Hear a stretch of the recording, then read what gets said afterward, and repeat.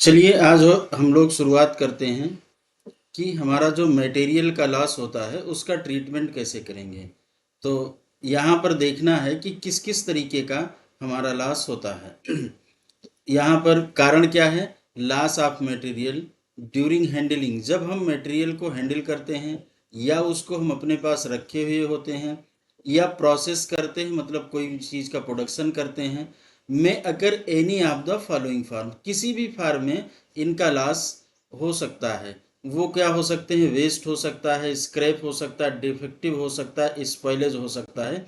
इस तरीके का कोई भी लॉस हो सकता है। लॉस ऑफ मटेरियल, यहाँ पर देखते हैं हम लोग किस किस टाइप पर आज हम लोग चर्चा करेंगे। लॉस ऑफ मटेरियल,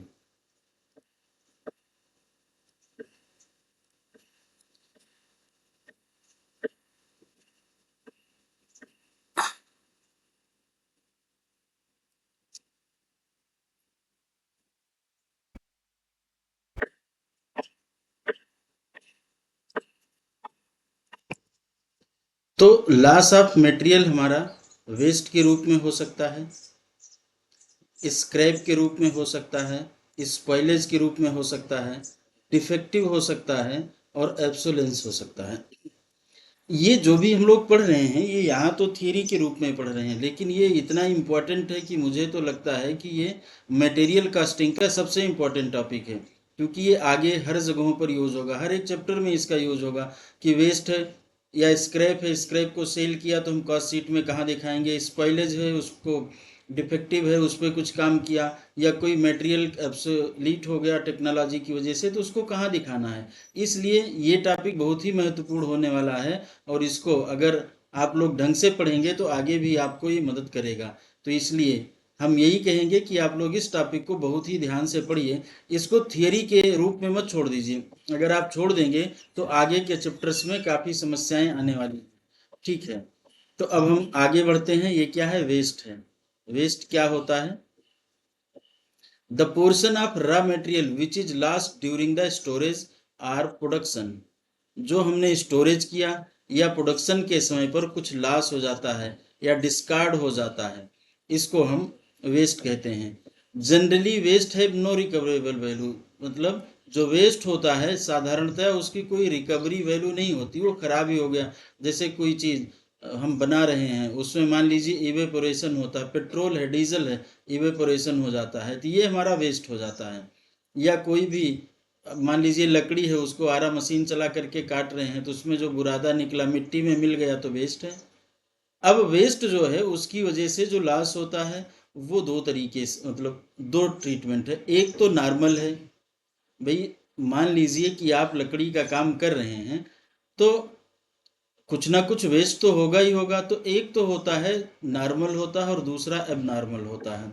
ये जो नॉर्मल है ये हमेशा होगा, इसको हम अवॉइड नहीं कर सकते हैं। Which can not be avoided that is called normal, but which can be avoided that is abnormal. तो यहाँ पर हम बात करेंगे cost of normal waste is absorb by good production units. जो भी हमारा नॉर्मल लॉस हुआ है उसको हम क्या करते हैं, जो हमारी गुड्स प्रोडक्शन है, मतलब जो हमने प्रोड्यूस किया है उसी में हम उसकी कास्ट को एब्जॉर्ब करा देते हैं। अब एब्जॉर्ब कैसे कराएंगे? कोई भी अलग से ट्रीटमेंट करने की ज़रूरत नहीं होती है, उसको सिर्फ करना क्या है, आप कुछ मत करिए, एज इट इज छोड़ दीजिए, वो ऑटोमेटिक एब्जॉर्ब हो जाता है। हम लोग आगे डिस्कस करेंगे तो उसमें बताएंगे कि कैसे है। जब हम लोग थोड़ा चैप्टर में आगे बढ़ेंगे तो उसमें मतलब अगले चैप्टर्स में आएंगे तो वहाँ इसका डिस्कशन डिटेल में करेंगे। यहाँ अभी आपको ये समझना है कि ऑटोमेटिक एब्जॉर्ब हो जाता है। एबनॉर्मल, एबनॉर्मल क्या है? वो किसी भी लापरवाही की वजह से हो गया, कोई मिस हैंडलिंग हुई या कुछ, मतलब ऐसा कोई कारण है जिसको कि हम अवॉइड कर सकते थे लेकिन वो नहीं कर पाए। ऐसे लॉस को हम क्या करते हैं, cost of abnormal loss is transfer to costing profit and loss account. कहाँ इसको ले जाते हैं? Costing profit and loss account. तो इसको हम अपने प्रोसेस अकाउंट या जहाँ से भी है वहाँ से माइनस कर लेते हैं और कास्टिंग प्रॉफिट एंड लॉस में ले जा करके डेबिट कर देते हैं। इसके बाद बारी आती, जनरली इसका हम लोगों ने डिस्कस कर लिया, कोई रिकवरेबल वैल्यू नहीं होती है। अब स्क्रैप है, मान लीजिए लोहे का काम होता है, उसमें कुछ टुकड़े कट गए, कुछ बाहर निकल के पड़े हुए हैं, तो ये स्क्रैप कहलाता है। अब ये जो स्क्रैप है, पढ़िएगा क्या है, the material that result from production which are discarded and disposed of without further treatment. इसको हम बगैर कोई ट्रीटमेंट किए हुए जो टुकड़े टुकड़े कटे हैं, इसको क्या करते हैं, कबाड़ी को भेज देते हैं ले जा करके, तो कुछ वैल्यू हमको मिल जाती है। ये जो वैल्यू हमको मिल जाती है, इसको हम क्या करते हैं, इसको अपनी कॉस्ट में से, जो भी प्रोडक्शन कर रहे हैं उसमें से माइनस कर लेते हैं। मान लीजिए यहाँ पर हमको मिल गया 1000 रुपये और कुल हमारी कॉस्ट आई है 1,00,000 रुपये। तो इस 1,00,000 में से इसकी जो रियलाइजेबल वैल्यू, जो जितना हमने रियलाइज किया है, जो रियलाइजेबल वैल्यू है, उसको हम माइनस कर लेते हैं। ये हो गया 99,000। तो इसकी जो कॉस्ट आई प्रोडक्शन की कितना होगी, 99,000। लेकिन अब ये तो हम नॉर्मल पर डिस्कशन कर गए। जो नॉर्मल लॉस है, इसका इस तरीके से ट्रीटमेंट होगा। लेकिन अगर एबनॉर्मल है, देखिए इसमें लिखा भी है, borne the cost of scrap is borne by the good unit. मतलब जो गुड यूनिट का मतलब है, जो हमने बनाया है, उस पर हम इसको बॉर्न कराते हैं। कैसे कराते हैं, और कुछ नहीं करते हैं, सिर्फ उतनी वैल्यू हम जितना रियलाइज किए उतना ही माइनस कर लेते हैं, चूंकि उतनी हमारी इनकम हुई होती है। अब नॉर्मल के केस में क्या करेंगे, इसको हम कास्ट पर ले लेते हैं और उस कास्ट वैल्यू को अपने प्रोडक्शन में से माइनस कर देते हैं। फिर बाद में इसको क्या करते हैं, कास्टिंग प्रॉफिट, बाद में क्या, तुरंत ही कास्टिंग प्रॉफिट एंड लॉस में इसको हम ट्रांसफ़र कर देते हैं, मतलब उसके डेबिट साइड में कर देते हैं। तो ये नुकसान हमारा कास्टिंग पीएल का है, ना कि हम इससे प्रोडक्शन की कास्ट बढ़ाएंगे। इसका कारण है कि अगर आपने प्रोडक्शन की कास्ट बढ़ा दिया तो फिर आपको दिक्कत होगी आगे अपना रेट डिसाइड करने में, और अगर रेट ज़्यादा डिसाइड कर लिया तो फिर क्या होगा, फिर आप आगे कुछ कर नहीं, मतलब बाकी लोग आपसे कम में बेचेंगे और आप ज़्यादा में बेच रहे होगे, तो हो सकता है कि मार्केट से ही आउट हो जाओ। आगे तीसरे नंबर पे चलते हैं, स्पॉइलेज। स्पॉइलेज क्या है, it is term used for material which are badly damaged, जो कि बहुत ही बुरी तरीके से डैमेज हो गया है। कहाँ पर, in manufacturing operation that do not meet the specification required by the customers and they can not be rectified economically. ना तो हम इसको आसानी से कम पैसा खर्च करके इकोनॉमिकली ना ही इसका रेक्टिफिकेशन कर सकते हैं, और ये हमारा एज पर स्पेसिफिकेशन जो कस्टमर को चाहिए उस हिसाब से बन भी नहीं पाया है। तो this is called spoilage and hence taken out of process to be disposed of in some manner without processing. तो इसको हम किसी और तरीके से डिस्पोज ऑफ कर देते हैं। जैसे मान लीजिए कि आपने शर्ट बनाई, शर्ट में सिलाई क्या हुई, कुछ इधर उधर हो गई। अब ये जो सिलाई इधर उधर हो गई है, अब इसको पूरा खुलवाइए बनवाइए, अगर इसको लग रहा कि गड़बड़ हो जाएगी या कुछ कटिंग खराब हो गई, तो आप क्या करते हैं, इसको आधे दाम पर या 60% या 90% के डिस्काउंट पर बेच देते हैं, जो भी इस तरीके से आप करते हैं। तो यही तो लिखा है ना कि dispose of in some manner, इसको किसी और तरीके से डिस्पोज ऑफ कर देते हैं। तो और तरीका क्या है, कम दाम पे बेच लेना, मतलब एज ए सेकेंड्स इसकी सेल कर देते हैं। आपने देखा होगा कि सेकेंड्स आप कभी कभी लिखा होता है सेकेंड सेल लगी हुई है, तो वही कुछ उसमें खराब हो गया, स्पेसिफिकेशन के हिसाब से नहीं है, उसकी ब्रांड वैल्यू खराब होने से बचाने के लिए इसको बेच दिया गया कि ये सेकंड्स के रूप में है। पहले से ही आदमी को समझ में आता है कि खराब है। जैसे मान लीजिए कि वर्लपूल है, वर्लपूल के यहाँ, वर्लपूल के स्टोर में सपोज करिए कि एक रेफ्रिजरेटर आया और ये इस पर डेंट लगा हुआ है। अब इसको क्या करते हैं लोग, इसको अब ये सुधारा अगर नहीं जा सकता है उस तरीके से जिस तरीके से नया है, तो इसको 35% 45% इस तरीके से सेल कर देते हैं, इतना डिस्काउंट करते हुए, और लोगों को, कुछ लोग खरीद लेते हैं, वही काम तो वही करेगा। तो ये है स्पॉइलेज। आपका स्पॉइलेज समझ में आया, विच can not be rectified economically and which is prepared, which is manufactured not as per specification required by the customer। अब यहाँ पर भी नॉर्मल है, एबनॉर्मल है। आप देखेंगे हर जगह नॉर्मल और एबनॉर्मल है, लेकिन बस रट के मत चले जाना, कारण भी समझना, चूंकि हर चीज़, हर नॉर्मल एबनॉर्मल का अलग अलग जगहों पर ट्रीटमेंट है। आगे जो आप चलेंगे कास्ट शीट वगैरह पढ़ेंगे तो वहाँ दिखाई देगा ये। Normal spoilage that is which is inherent in the operation, जो कि आप अवॉइड नहीं कर सकते हो। इतना तो होगा ही होगा, जब आप काम कर रहे हो तो कुछ तो गलती की संभावना रहती रहती है। Cost are included in the cost, जो कि नॉर्मल स्पॉइलेज कास्ट है वो कास्ट में इंक्लूड रहेगी। ध्यान देना, इंक्लूड करेंगे मैं ऐसा नहीं पढ़ा रहा हूं, इंक्लूड रहेगी। रहेगी और करेंगे दोनों में अंतर होता है। रहेगी का मतलब है आपको कुछ नहीं करना, ऑटोमेटिक जुड़ी ही हुई है। जो आपने रॉ मटेरियल उसमें इनपुट किया है तो उसको अगर आप अभी आगे चल के पढ़ेंगे तो प्रोसेस अकाउंट में उसको डेबिट करते हैं। और जब रॉ मटेरियल की कॉस्ट प्रोसेस अकाउंट में डेबिट हुई है, सही बात है ना, तो जब रॉ मटेरियल की कॉस्ट प्रोसेस अकाउंट में डेबिट हुई है तो उसको क्या करेंगे, कुछ नहीं करना है, ऑटोमेटिक जुड़ी है।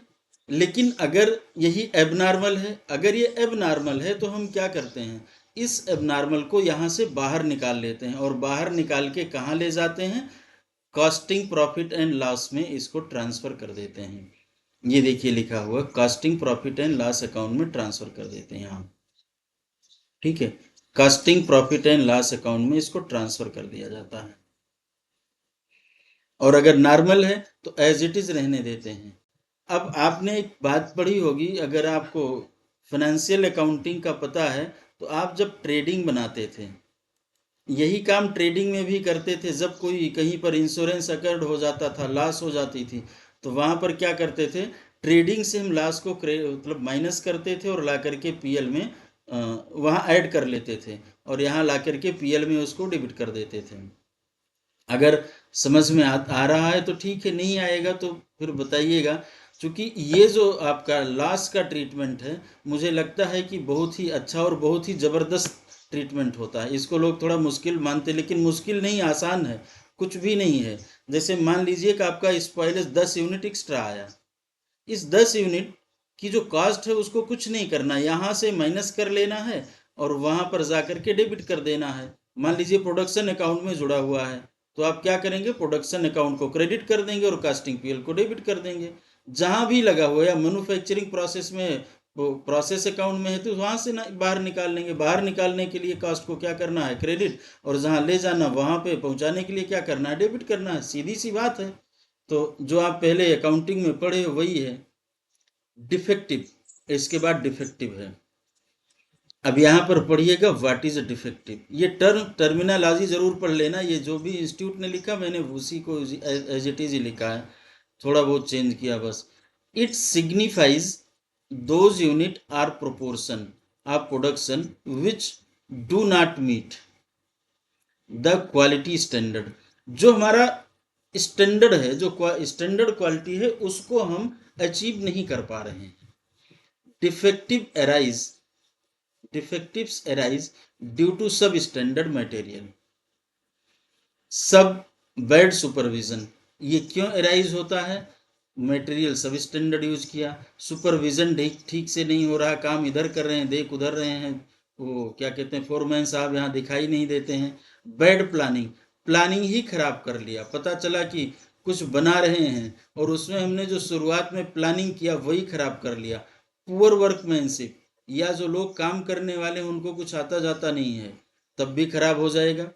इन एडुकेट इक्विपमेंट, या जो आपके पास इक्विपमेंट है वही खराब है। एंड केयरलेस इंस्पेक्शन, और लापरवाही पूर्ण जो इंस्पेक्शन किया जाता है, इन सभी कारणों से डिफेक्टिव आता है। आगे है defective which can be remade as per quality standard by using additional material. क्या है, ये डिफेक्टिव को एडिशनल मटेरियल आर नो, अगर लगा करके हम कुछ इम्प्रूव कर लेते हैं, स्टैंडर्ड के हिसाब से कर लेते हैं, तो हम उसको वहाँ बेच सकते हैं उसी दाम में। Rework includes repairs, reconditioning and refurbishing. Defective which can be brought up to quality standard are non rejects, गलत पढ़ दिया, डिफेक्टिव विच कैन नॉट ऐसा डिफेक्टिव जो कि हम क्वालिटी स्टैंडर्ड के मतलब तक नहीं बना पाए, उनको हम क्या कहते हैं, रिजेक्ट्स, इनको हम रिजेक्ट कर देते हैं।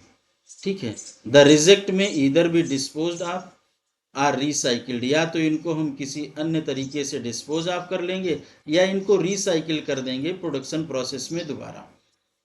तो ये हमारा डिफेक्टिव का ट्रीटमेंट, ये हमारा डिफेक्टिव होता है। ट्रीटमेंट क्या है, अगर नॉर्मल है तो कुछ नहीं करना है, उसको as it is good production पे चार्ज होने देना है। और अगर एब नॉर्मल है तो क्या करेंगे, material cost of abnormal defective are not included in the material cost but treated as loss after giving credit to the realizable value of such defectives. The material cost abnormal loss is transferred to costing profit and loss account। और क्या करेंगे, इसकी वजह से जो abnormality की वजह से लॉस हुआ है उसको हम कहाँ ट्रांसफ़र करेंगे, कास्टिंग प्रॉफिट एंड लॉस में। इसी तरीके से स्पॉइलेज में भी हमने जो हमको मिल गया मतलब उतना ही ट्रांसफ़र करना कास्टिंग प्रॉफिट एंड लॉस में जितने का नुकसान हुआ है। जो नुकसान नहीं हुआ है वो नहीं करना। मान लीजिए 100 रुपये का वो हमने बेचने का सोचा था, लगाया है, और 10 रुपये अगर हम उस पर वसूल ले गए तो 90 रुपीज़ ही हमको ट्रांसफ़र करना है। अब आगे आता है एब्सोलेंस। ये क्या है, अगर टेक्नोलॉजिकल चेंज की वजह से या टेक्नोलॉजिकल एडवांसमेंट की वजह से हमको मान लीजिए कि हमारा मटेरियल गड़बड़ खराब हो जाता है कि अब हम आगे उसका यूज नहीं कर पाएंगे, तो क्या करना है, फिर हमको बदलना होगा, उसकी वजह से जो लॉस होगा इसका कैसे ट्रीटमेंट करेंगे हम आगे अभी चल के देखते हैं। तो मटेरियल में वीकम एब्सोल्यूट अंडर फॉलोइंग सर्कमस्टांसेस, इस 3 कारण यहाँ पर बताए गए हैं जिसकी वजह से मटेरियल एब्सोल्यूट हो सकता है, मतलब टेक्नोलॉजिकल चेंजेस की वजह से। यहाँ देखिएगा, where a spare part or component of machinery that is used in manufacturing and now obsolete। क्या है, स्पेयर पार्ट या कंपोनेंट ऑफ मशीनरी जो कि यूज्ड इन मैन्युफैक्चरिंग है, अब वो क्या अब obsolete हो चुकी है, वो टेक्नोलॉजी के बाहर हो चुकी है। Where it is used in manufacturing a product, where it is used in manufacturing a product which has now become obsolete, या where material itself is replaced by another material due to either improved quality, मतलब हमको जो production करना है उसकी कोई improve quality अगर हम पा जाएंगे कोई मटेरियल का चेंज करके, या प्राइस में आगे गिरावट हम कर सकते हैं, तो फॉल इन प्राइस। तो इस कारण से हमारे ये 3 कारण जो यहाँ बताए गए हैं ये एब्सोलेंस के हैं। In all 3 cases the value of obsolescence material is held in stock is a total loss and immediate steps should be taken to dispose of at least at the best available price। इसको हम तुरंत किसी भी तरीके से dispose of कर देते हैं। The loss arising out obsolete material is abnormal loss and, अब यहाँ देखना इसकी वजह से जो भी हमारा लॉस हो रहा है उसको नॉर्मल और एबनॉर्मल में नहीं बांटा गया है, क्योंकि प्रोडक्शन प्रोसेस में यूज कहाँ हुआ था, प्रोडक्शन प्रोसेस में तो यूज ही नहीं हुआ था। अभी तो हमको इसको यूज करना है, और हम इसका जब यूज ही नहीं किए हैं तो ये हम कहीं पर ऐड नहीं कर सकते, किसी प्रोडक्शन में इसको हम कास्ट को ऐड नहीं कर सकते हैं। तो वो पूरा का पूरा जो हमारा लॉस होगा वो एबनॉर्मल ही होगा and it should be transfer to the costing profit and loss account, not in production, not in process, not in any other thing, any other place। तो ये हमारे जो अभी हम लोगों ने पढ़ा इसमें देखिए 5 है। एब्सोलेंस, ये इसमें नॉर्मल एबनॉर्मल नहीं होता है, बाकी इन ऊपर के चारों में नॉर्मल और एबनॉर्मल होता है। अगर नॉर्मल है तो गुड्स यूनिट्स पर उसको हम क्या कहते हैं, स्कैटर्ड कर देते हैं। होता कैसे, ऑटोमेटिक हो जाता है। अगर कोई रियलाइजेशन हुआ है तो उसको माइनस कर लेंगे, और अगर बाकी पूरा का पूरा अगर नॉर्मल है तो हम गुड्स यूनिट्स पर रहने देते हैं, अगर एब नॉर्मल है तो that should be transfer to costing profit and loss account. इस तरीके से हमारा कॉन्सेप्ट जो मटेरियल का ट्रीटमेंट है, जो लॉस है, नॉर्मल हो एब नॉर्मल हो, इसके ट्रीटमेंट को हम लोगों ने देखा। और अगर इसमें कहीं डाउट है तो आप उसको पूछिए, और इसको आप ज़रूर पढ़िएगा। अगर इसको नहीं पढ़ते हैं तो आगे ये ध्यान रखिए कि क्वेश्चंस आगे इसी छोटी छोटी चीज़ों के कारण से नहीं हो पाते हैं।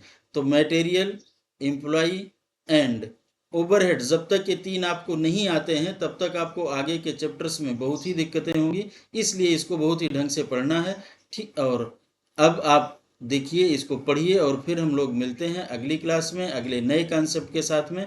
अगर आपने अभी तक हमारे चैनल को क्या कहते हैं, सब्सक्राइब नहीं किया है तो उसको सब्सक्राइब, लाइक और शेयर करना कतई ना भूलें। अगर आपको ये यूजफुल लगती है तो धन्यवाद। फिर मिलेंगे अगली क्लास में नए टॉपिक के साथ में। धन्यवाद।